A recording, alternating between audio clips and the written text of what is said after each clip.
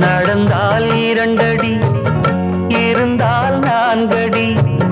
நடந்தால் 2 அடி, இருந்தால் 4 அடி. படுத்தால் 6 அடி போதும். இந்த நிலமும் அந்த வானமும் அது எல்லோர்க்கும் சொந்தம். அடி சொல்லடி ஞான பெண்ணே, உண்மை சொல்லடி ஞான பெண்ணே. சொல்லடி ஞான பெண்ணே, உண்மை சொல்லடி ஞான பெண்ணே. நடந்தால் 2 அடி, இருந்தால்